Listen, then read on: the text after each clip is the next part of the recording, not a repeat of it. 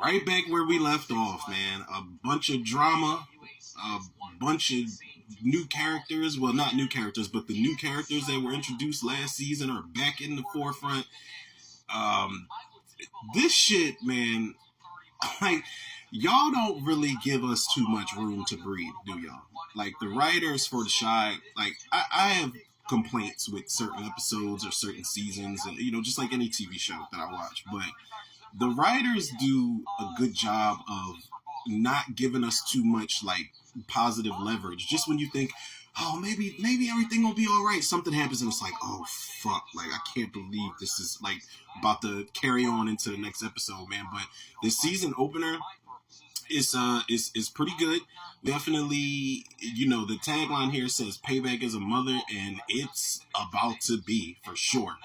One of the things that I'm surprised at, I wasn't really the biggest fan of Nuck being in charge. I mean, like, story-wise, they were going to do that. Like, he was, like, the second in command, so when he killed Douda, he's like, yo, I'm running shit now. I'm about to take over, Chicago. I'm the new 63rd Street Mob head honcho, HNIC. But I was actually surprised at Nuck's reintroduction to this season, because while I wasn't a fan of him, just taking the torch for the most part as the head goon, the fact that he acknowledged to all his goons that he's like, yo, I got a son now. Like, I got shit to live for. I don't want to die out here. If one of y'all he let them know from the rip. If one of y'all disrespect me, I'll kill the fuck out of y'all. I'm not Douda, but don't play with me. He already made an example out of Rob in the season finale last time around. And there's a really great moment, which, like, was a weight lifted off of my shoulders. I mean, for now, because any of these characters could die at any moment. We've seen that before. But there was a really satisfying moment where Emmett and Nuck pretty much established where they stand, and one of the things I said last season with that last episode, I said, now that Nuck killed Douda, I think Emmett, Keisha, the kids aside, I think Emmett and Keisha are the safest players in this show from here on out. Nuck's not going to let anything happen to his baby mom. Nuck's not going to let anything happen to his baby mom's man, who's the father of their upcoming child. Like, Nuck has a son. Like, they've got this whole blended family thing going on. So Emmett is basically on edge, and Nuck is like, yo, man, like chill the fuck out, dog. Like, I got you. As long as you don't disrespect me, we good. And he was like, define disrespect. He was like, yo, I shouldn't have to. And they go and take Ronnie to the conservatory, and they have like a kind of like a man-to-man chant aside from, letting Ronnie have his fun. So that was pretty cool to see, man. Tiff, we know Tiff, like, come on, man. Like, I'm not saying she should not grieve her man. We know Rob is gone. We know that was her knight in shining armor, man. Whisked her away off the streets. Because Tiff definitely was for the streets at some point. But I know he's dead, and I know she's grieving, but the fact that she tells Keisha, she's like, yeah, I don't know, this is just too much for me. I don't know if I'm going to be able to take care of EJ. Like, I need y'all to take her. Like, she wants them to take her son because she's grieving. I almost said something just now, but I'm not even going to do it. But it's like, tone girl, like, come on now. Like, this is the time where you need to pull it together and be a mother now more than ever. But you just passing your son off. She did this shit in season 1. Was it season 1 or season 2 where she just dumped EJ off at Emmett's mom's crib, and then she just popped up when Emmett finally started to get attached to him, and she's like, yeah, I want EJ back. But then Tiff finds out she's fucking pregnant. I'm just like, oh my God, man, what is happening? What is going on? Zay, bravo to whatever writer came up with Zay getting murked the fuck off. Lynn Winfield pumped holes into that man and never looked back.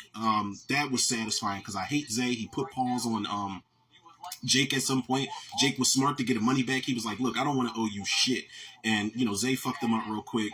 Trig handled that because he hemmed him up and, put some fear into him and all of that. Fatima's about to leave Trig again. I'm just like, it's a lot, man. It's a lot. Dre from Power, what's his name, Rotimi? He did not annoy me as much as I thought he would, because when they introduced him last season, and I think in the season finale, I was like, this dude's going to play another snakish, sniveling ass weasel character just like he did in Power. But his interactions with the pastor, I was like, okay, he's not really extorting him all the way, but he's letting them know, like, yo, I got your back. I'm here if you want to talk, this, that, and the other. The pastor and Nuck have to have a relationship now, so they have their moment. It's a lot to unpack. There's a good moment where Emmett, his dad, and his half brother are sitting at the table having a drink and things of that nature. And Emmett, let me just say this about Emmett, man. Emmett had a piece of shit moment that goes all the way back to season 1 when I was questioning his, like his manhood, because Keisha lets Emmett know, she's like, look, I told Tiff we could take EJ full time until she gets her shit together. And he was like, yo, like, you ain't talked to me first? It's like, motherfucker, that's your son. I know he's got a kid on the way. I know they got little Ronnie, like, again, this blended family thing. But that's your son. That's your firstborn, dog. Like, get your shit together. If the mom needs to take a break, which I don't agree with, then you got to step the fuck up. Like, that's all it is. So Emmett definitely had a dickhead moment. It's weird not seeing Douda, man. I'm not gonna lie. And there's a really great moment with Lynn Whitfield, Golden Brooks, and Candy Burrs, where Lynn Whitfield's talking shit, about Douda getting killed, and Candy's like, "Listen, be careful. That's still my husband." And she was like, "I don't give a fuck about niceties. I lost my son out here." Lynn Whitfield lets Candy know she would attend Douda's funeral just to make sure he's really dead. And I was like, that's cold blooded, boy. That's cold blooded, man.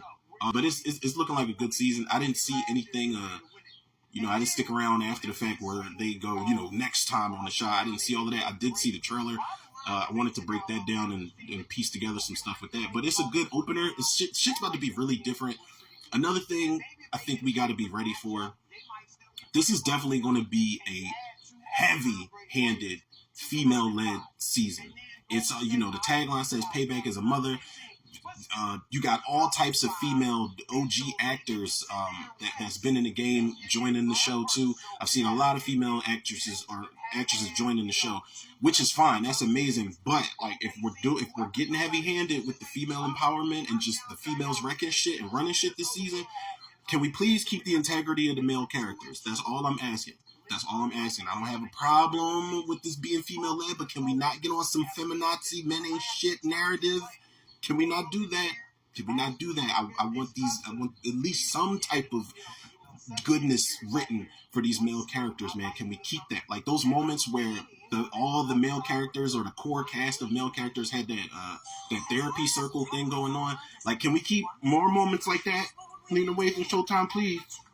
Please, that's all I'm asking. Like, I'm prepared after watching this episode to go in this direction. But let's be careful now. I'm already on edge with a lot of the shit that happened in this episode, but like, come on now. I'm rooting for the rest of the season to be dope, though.